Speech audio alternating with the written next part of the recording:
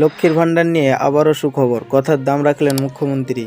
বন্ধুরা, আপনাদের সবাইকে স্বাগত জানাই এনএম নিউজ টিভি ইউটিউব চ্যানেলে।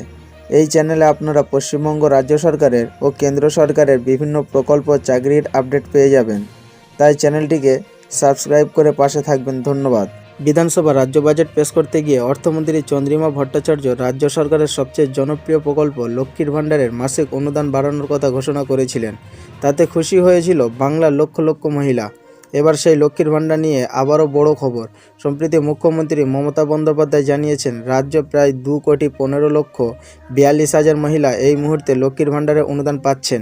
খুব দ্রুত আরও 3 লক্ষ মহিলার নাম এই তালিকাযুক্ত হবে। রাজ্য বাজেটের অর্থমন্ত্রীর ঘোষণা অনুযায়ী এবার রাজ্যের সাধারণ শ্রেণীর মহিলাদের লক্ষ্মীর ভাণ্ডারের মাসিক ভাতা 500 টাকা থেকে বেড়ে 1000 টাকা এবং তফসিলি জাতি ও তফসিলি উপজাতি এসসি ও এসটি মহিলাদের 1000 টাকা থেকে ভাতা বেড়ে 1200 টাকা করা হয়েছে। তবে এই টাকা এখনই বাংলার মহিলাদের ব্যাঙ্ক অ্যাকাউন্টে ঢুকছে না। এর একটি নির্দিষ্ট কারণ আছে।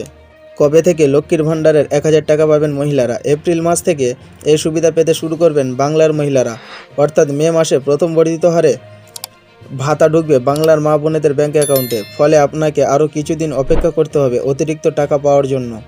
এখন প্রশ্ন হলো, লক্ষ্মীর ভাণ্ডারে এই অতিরিক্ত ভাতা পাওয়ার জন্য মহিলাদের কি করতে হবে? এর জন্য কি আলাদা করে কোনো নথি জমা দিতে হবে? লক্ষ্মীর ভাণ্ডারে বর্ধিত ভাতা এপ্রিল মাস থেকে কার্যকরী হবে, যা মে মাস থেকে হাতে পাবেন বাংলার মহিলারা। উল্লেখ্য, 25 থেকে 60 বছর বয়সী বাংলার মহিলারা লক্ষ্মীর ভাণ্ডারের ভাতা পেয়ে থাকেন। 2021 সালে এই প্রকল্প চালু হয়েছিল। ক্রমশ এর উপভোক্তার সংখ্যা বেড়েছে। এবার লক্ষ্মীর ভাণ্ডারের অনুদান দ্বিগুণ করে দিল রাজ্য সরকার। এদিকে লক্ষ্মীর ভাণ্ডারের সঙ্গে বার্ধক্য ভাতাকেও দুর্দান্তভাবে জুড়ে দিয়েছে মমতা সরকার। এখন থেকে বাংলার লক্ষ্মীর ভাণ্ডার প্রাপকদের বয়স 60 বছর হলেই তাদের নাম স্বয়ংক্রিয় পদ্ধতিতে বার্ধক্য ভাতায় তালিকাভুক্ত হয়ে যাবে। এর জন্য আলাদা করে আবেদন করতে হবে না।